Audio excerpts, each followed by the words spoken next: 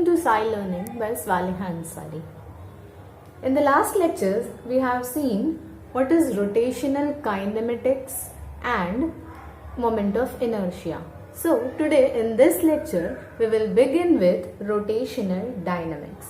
So beginning with rotational dynamics, let us first see what is the kinetic energy of a rotating body.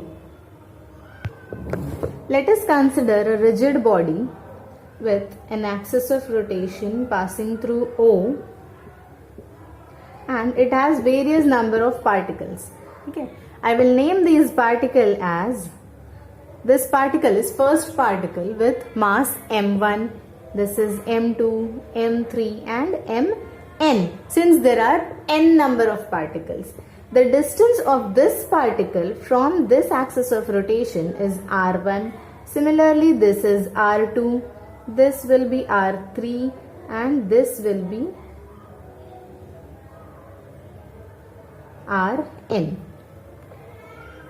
अब as I have said earlier कि angular velocity, that is I can say omega जो है इसका वो तो constant रहता है, क्योंकि it is rotating, that whole body is rotating with constant angular velocity, right? तो ये जो इसकी एंगुलर वेलोसिटी है ओमेगा वो कांस्टेंट हो जाएगी.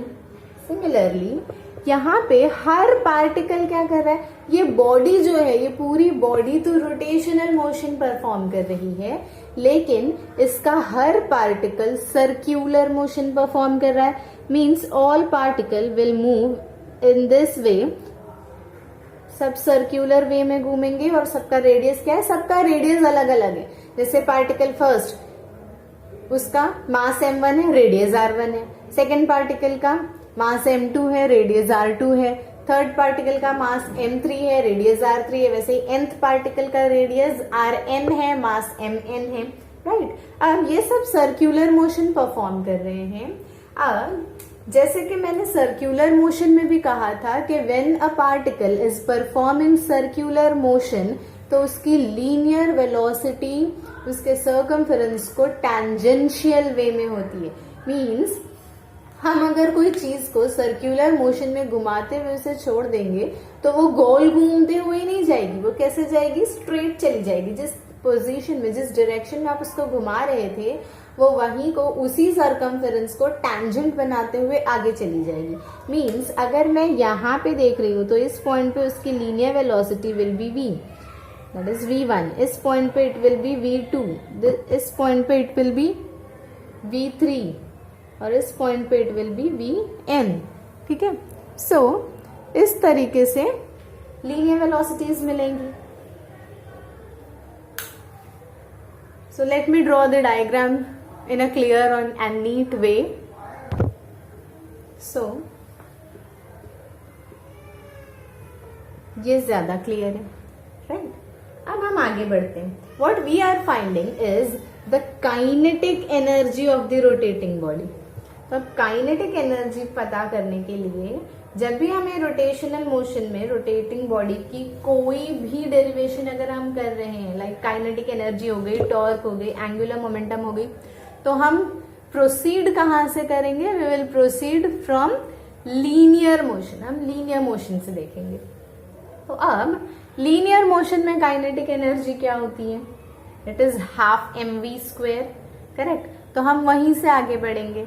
अगर मैं फर्स्ट पार्टिकल की बात करूं तो फर्स्ट पार्टिकल की काइनेटिक एनर्जी क्या हो जाएगी, means I can say it is kinetic energy of first particle is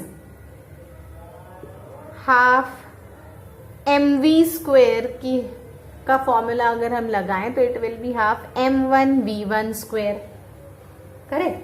लेकिन what is v is r omega, हमने सर्क्यूलर मोशन में देखा था. तो ये क्या हो जाएगा, v की जगह में अगर r ओमेगा पुट करूं तो it will be half m1, वैसे ही रहेगा, v की जगह r ओमेगा. तो r क्योंकि v² था तो r भी स्क्वायर हो जाएगा, ओमेगा भी स्क्वायर हो जाएगा.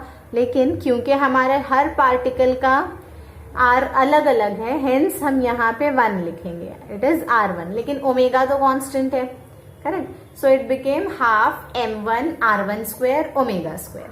उसी तरीके से अगर हम सेकेंड पार्टिकल पे आए तो kinetic energy of second particle will be half m2v2 square, which again gives you half m2r2 square omega square. इसी तरीके से nth पार्टिकल पे आने पर हमें क्या मिलता है, kinetic energy of nth particle becomes half mn vn square, which gives you half mn rn square omega square. ठीक है, ये तो हमने सिंगल पार्टिकल की काइनेटिक एनर्जीज ले ली। अब अगर मुझे पूरी बॉडी की काइनेटिक एनर्जी लेनी है तो मैं क्या करूंगी, पूरी kinetic energy of rotating body will be kinetic energy of rotating body is kinetic energy of particle 1 plus kinetic energy of particle 2 plus kinetic energy of each and every particle till nth particle. ठीक है, सो यहां पे ये क्या हो जाएगा, half m1r1 square omega square plus half m2r2 square omega square plus dot dot dot dot plus half mnrn square omega square. अब यहाँ पे हाफ और ओमेगा स्क्वायर तो कांस्टेंट है, उसे बाहर ले लो, क्या हो जाएगा, half m1r1 square plus m2r2 square plus dot dot dot dot mnrn square into omega square. Fine, लेकिन ये फॉर्मूला तो देखा था है ना, लास्ट लेक्चर में देखा था, क्या था ये, इसको मैं यहां लिखती हूं,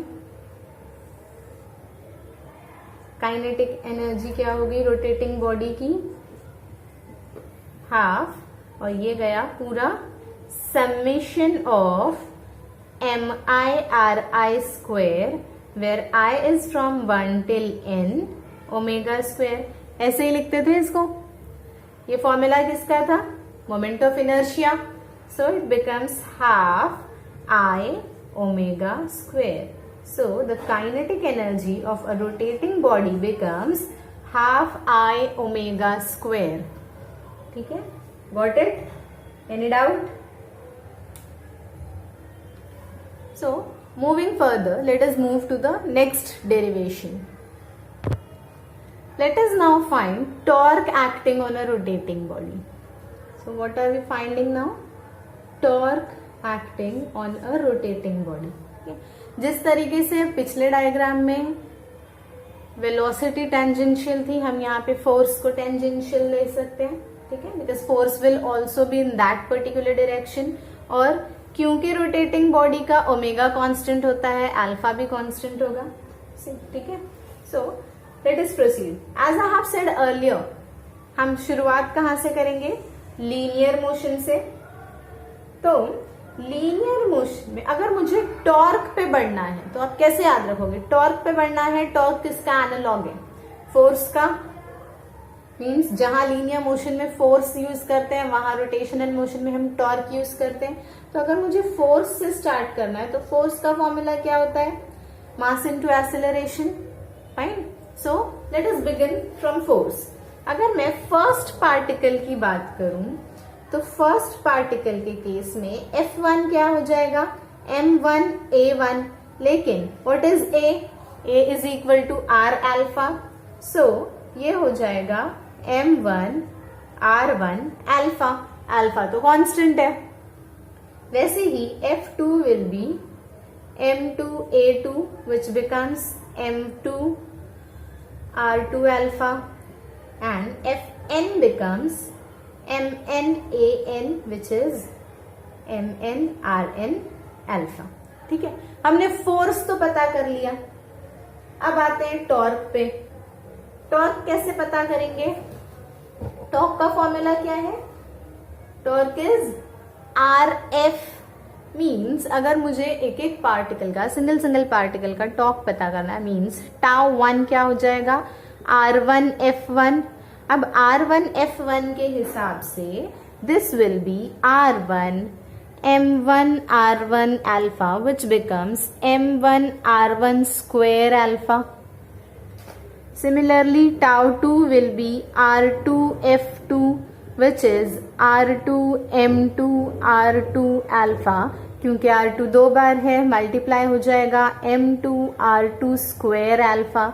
And similarly, your tau n will be rn fn, which is rn mn rn alpha, which after multiplying gives you mn rn square alpha. अब ये तो मुझे सिंगल पार्टिकल का टाउ मिल गया. मुझे अगर कंप्लीट पूरी रोटेटिंग बॉडी का टाउ निकालना है तो what will I do? I will add up all the taus. So मेरा टोटल टॉर्क क्या हो जाएगा? It will be tau 1 plus tau 2 plus tau of all the particle till n. So this is m1 r1 square alpha plus m2 r2 square plus alpha plus mn rn square alpha. अब alpha constant है, बाहर ले लेंगे. अंदर क्या बचेगा? m1 r1 square plus m2 r2 square plus mn rn square alpha बाहर आ गया. अब ये तो फिर से वही हो गया, summation of mi ri square where i is from 1 till n into alpha. This gives you the formula for moment of inertia. So tau क्या हो गया? I into alpha. So this is the expression for torque acting on a rotating body. ठीक है? So after finding out what is torque acting on a rotating body, let us move towards angular momentum. ये देखो, ये तीनों derivation हम एक साथ इसलिए कर रहे हैं बिकॉज ये तीनों डेरिवेशन सिमिलर वे में प्रोसीड करती हैं. जिस तरीके से काइनेटिक एनर्जी ने हमने सॉल्व किया, उसी तरीके से हमने टॉर्क के लिए सॉल्व किया और अब हम उसी तरीके से एंगुलर मोमेंटम के लिए सॉल्व करेंगे. ठीक है? सो सेम डायग्राम यूज करेंगे. वैसे ही सेम डायग्राम हमने काइनेटिक एनर्जी में यूज किया था, टॉर्क में भी यूज किया. अभी हम एंगुलर मोमेंटम के लिए भी यही डायग्राम रखते हैं and we will proceed further. Pay attention. Let us begin with angular momentum. ठीक है? अब एंगुलर मोमेंटम की एक्सप्रेशन पता करना है हमें, angular momentum of a rotating body. तो एज आई हैव सेड कि हम लीनियर वाले पार्ट से स्टार्ट करते हैं, तो हम लीनियर मोमेंटम से स्टार्ट करेंगे. अगर हम लीनियर मोमेंटम से स्टार्ट कर रहे हैं तो linear momentum which is denoted by P, उसका फॉर्मूला क्या है? mv, right? It is mass into velocity. तो हमें स्टार्ट भी वहीं से करना पड़ेगा. Correct? So what we will do, again beginning with p, that is linear momentum of first particle. क्या हो जाएगा? m1 v1. m1 v1 के हिसाब से v क्या होता है? r1 r omega. So it will B m1 r1 omega. P2 क्या होता है? m2 v2. So it will be m2 r2 omega. Similarly, Pn will give you mn vn, which is mn rn omega. अब हमने linear momentum तो निकाल लिया. Angular momentum और linear momentum में रिलेशन क्या है? Angular momentum L is equal to r into linear momentum. तो according to this L1 क्या हो जाएगा? r1 p1. So it will be r1 p1 क्या है? m1 r1 omega. L2 क्या हो जाएगा? r2 p2 which is r2 m2 r2 omega. Correct? वैसे ही Ln क्या हो जाएगा? rn pn which is rn mn rn omega. Correct? अब दो बार हमें r मिल रहा है तो मल्टीप्लाई कर देंगे. क्या होगा ये? m1 r1 square omega, m2 R2 square omega, mn Rn square omega. अब मुझे टोटल एंगुलर मोमेंटम निकालना है, तो what I will do, L1 plus L2 plus dot dot dot dot plus Ln, what it will give me, m1 R1 square omega plus m2 R2 square omega plus dot dot dot dot mn Rn square omega. Fine. अब omega constant है, बाहर ले लो, क्या हो जाएगा ये, m1 R1 square plus m2 R2 square plus mn Rn square into omega. Again, this formula gives you the formula for moment of inertia, which is summation of all mi Ri square, where I stands from 1 till n multiplied by omega, which is I omega. So your L becomes I omega. Fine. So this was the three derivations जो एक जैसी जा रही थी। अब हम इसके साथ साथ देखेंगे कि एनालॉग्स क्या है, लीनियर मोशन और रोटेशनल मोशन की एनालॉजी स्टडी करेंगे। हम एनालॉजी कैसे स्टडी करते हैं, हम एक तरफ लीनियर मोशन के फॉर्मूलाज देखेंगे, उसी को रिप्लेस करता हुआ दूसरी तरफ angular momentum like rotational motion के फॉर्मूलाज देखेंगे। जिस तरीके से लीनियर मोशन में मास यूज होता है, उसी तरीके से एंगुलर मोशन में, दैट इज रोटेशनल मोशन में, इनर्शिया यूज होता है। तो वैसे ही हम देखेंगे कि किसने किसको रिप्लेस किया। Fine, let us start with the first quantity which is displacement. तो यहां पे लीनियर डिस्प्लेसमेंट क्या था, linear displacement was S, angular displacement क्या हो गया था, theta, linear velocity is v, angular velocity is omega। फिर acceleration में linear acceleration is a, angular acceleration is alpha। Fine. तो ये हमने बेसिक से स्टार्ट किया कि किसने किसको स्टार्ट में रिप्लेस करना स्टार्ट किया। फिर कम्स यहाँ पे मास, यहाँ पे इनर्शिया।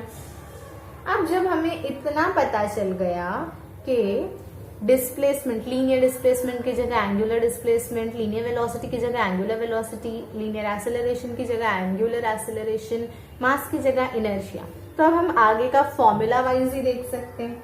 ठीक है, तो लीनियर मोमेंटम की अगर हम बात करें तो linear momentum which is P का फॉर्मूला क्या है, mv।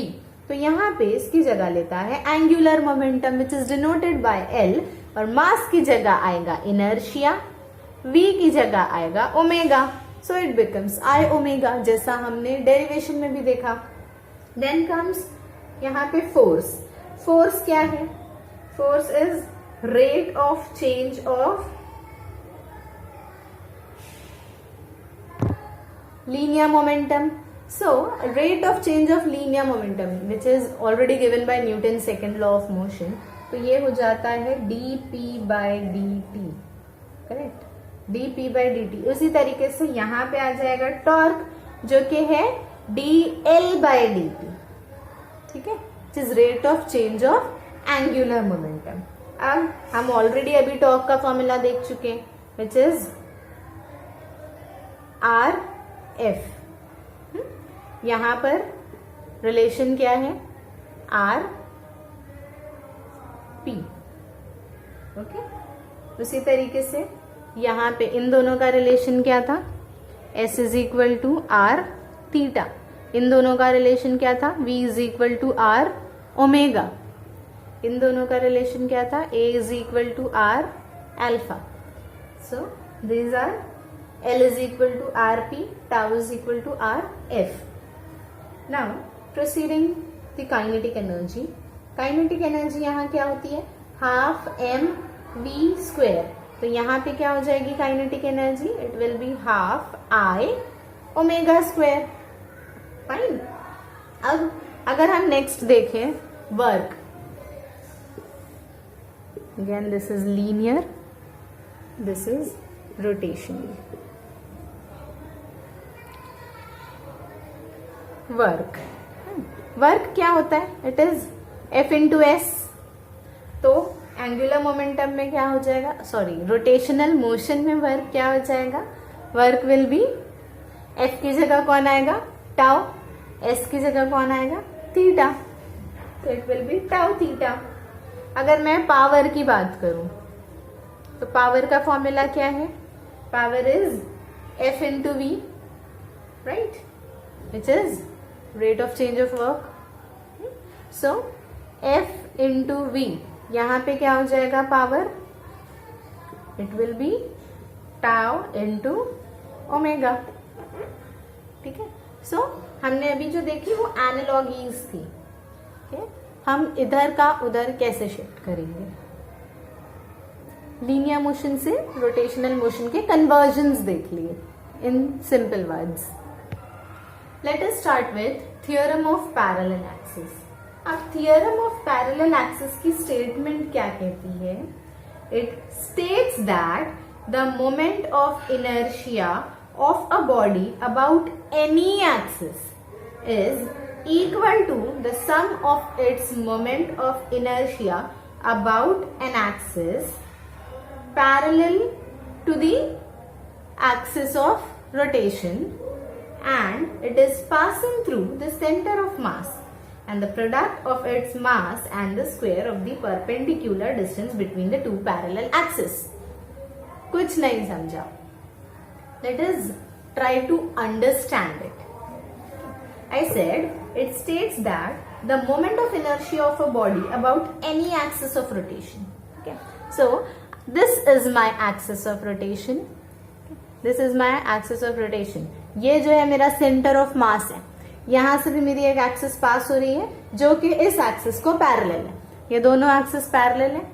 फाइन। सो मेरी स्टेटमेंट कहती है कि इस एक्सिस के अराउंड जो मोमेंट ऑफ इनर्शिया है, that is the moment of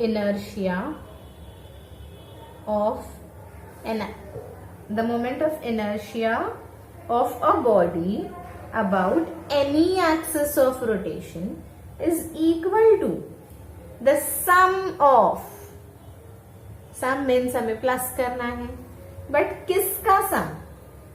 some of its moment of inertia about a parallel axis. अब इस एक्सिस से पैरेलल कौन है? ये वाली। और आगे क्या कह रहा है? And that axis should pass through centre of मास। तो मेरी ये एक्सिस सेंटर ऑफ मास से पास भी हो रही है और एक्सिस ऑफ रोटेशन से पैरेलल भी है। तो means it is the sum of this moment of inertia of this axis, और आगे क्या है? इट ऐड किसे करना है? Product of its mass. अब प्रोडक्ट क्या है? दोनों एक्सिस के डिस्टेंस का square. So what my statement says? The moment of inertia of a body about any axis of rotation is equal to the sum of its moment of inertia about an axis parallel to the given axis and passing through the center of mass, and the product of its mass and the square of the distance between the two axes. Fine. So ये है मेरी statement से मेरा formula. अब मुझे prove करना है कि क्या ये करेक्ट है। So let us prove it with the help of this diagram. So I have considered a point, this is my point on this body जिसका मास dm है, जो हम स्मॉल पॉइंट कंसिडर कर रहे हैं, तो हम मास भी स्मॉल कंसिडर करेंगे और हमने उस पॉइंट को नाम दिया p। अब ये पॉइंट का डिस्टेंस इस एक्सिस से r है, इस पॉइंट का डिस्टेंस इस एक्सिस से r0 है। इसके मोमेंट ऑफ इनर्शिया को हमने RO ले लिया, इसके मोमेंट ऑफ इनर्शिया को हमने IC ले लिया। ठीक है, क्योंकि ये O था, ये C था। अब मैंने इस पॉइंट से ये दोनों की डिस्टेंस को एक्सटेंड करते हुए एक परपेंडिकुलर बना लिया जो इस पॉइंट D पर मीट कर रहा है। ठीक है, अब ये दोनों के डिस्टेंस को मैंने, यानी जो ये एक्सिस के जो बीच में डिस्टेंस है उसको हमने नाम दिया H, और यहां से यहां के डिस्टेंस को हमने नाम दिया X। अब आगे बढ़ते हैं। तो हम क्या देखते हैं कि अगर मैं मोमेंट ऑफ इनर्शिया का फॉर्मूला ध्यान में रखते हुए इस एक्सिस के अराउंड मोमेंट ऑफ इनर्शिया निकालूं with respect to this point, तो वो क्या हो जाएगा, मुझे पूरी बॉडी का चाहिए और मेरे पास एक पॉइंट का है, तो what I will do, I will find the moment of inertia of this point and integrate it. Correct, integrate करने पे मुझे पूरी बॉडी का मिल जाएगा। तो इंटीग्रेट करने पे मुझे क्या आंसर मिलता है, integration of r square dm. Right, ये आर स्क्वायर था,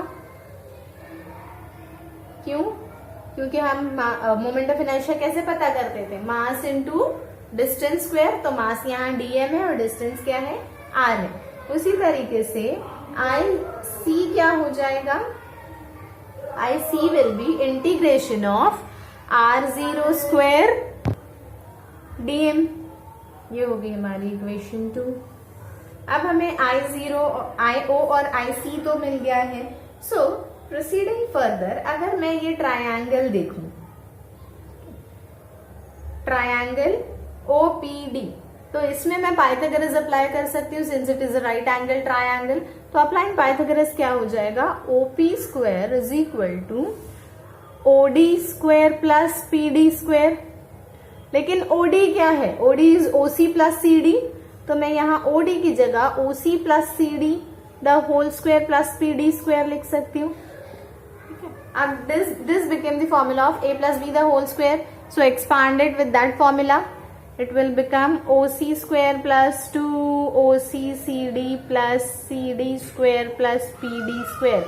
But what is CD square plus PD square? CD square plus PD square क्या है, CP square। तो हम यहाँ लिख सकते हैं CD square plus PD square की जगह पे CP square, तो ये हो जाएगा OC square plus 2 OCCD plus CP square. अगर मैं वैल्यूज पुट करूं तो ये क्या हो जाएगा, OP, OP क्या है, R, तो it is R square plus OC is H square plus 2 OC is again H, CD is X plus CP is R zero square.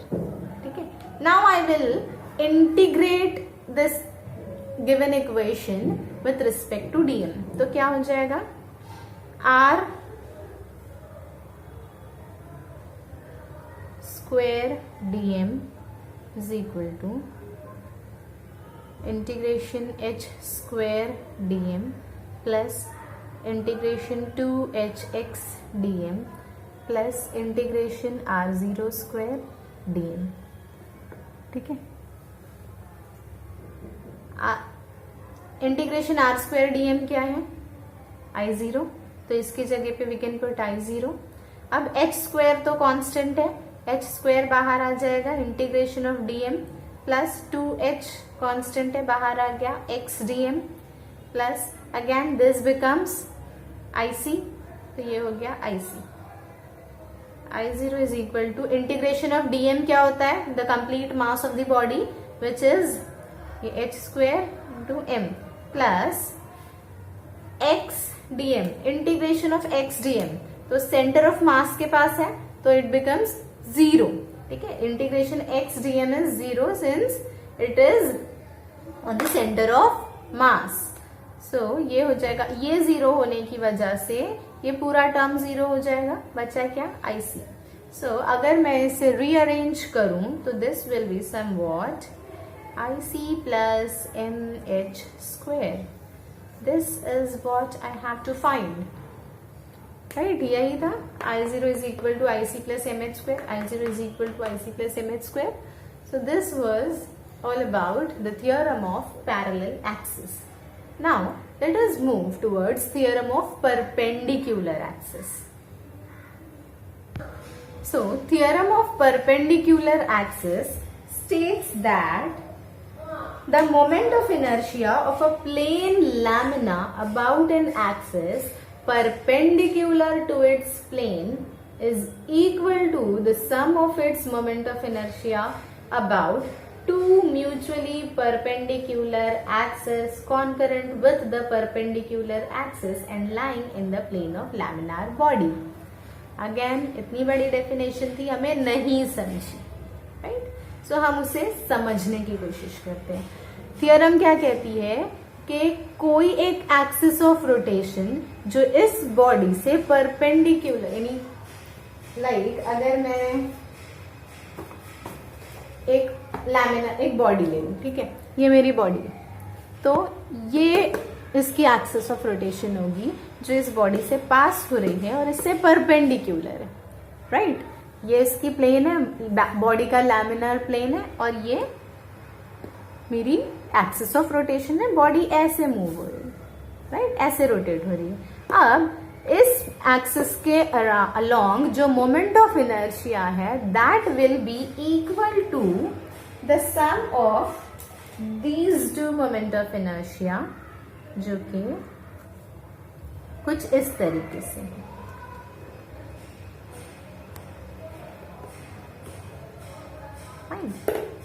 सो ये जो दो एक्सिस है ये इस बॉडी के प्लेन में है और एक्सिस ऑफ रोटेशन से परपेंडिकुलर है, 90 डिग्रीज फॉर्म कर रही है. तो हमारा जो स्टेटमेंट है, और तीनों के तीनों क्या कॉन्करेंट है, देखो एक ही पॉइंट से पास हो रहे हैं, राइट? सो स्टेटमेंट सेज कि इस एक्सिस के अलोंग जो मोमेंट ऑफ इनर्शिया होगा उसकी वैल्यू, वो मोमेंट ऑफ इनर्शिया इन दोनों एक्सिस के मोमेंट ऑफ इनर्शिया के सम के इक्वल होगा. अगर इन दोनों एक्सिस के मोमेंट ऑफ इनर्शिया को आप ऐड कर दोगे तो तुमको इसकी वैल्यू मिल जाएगी.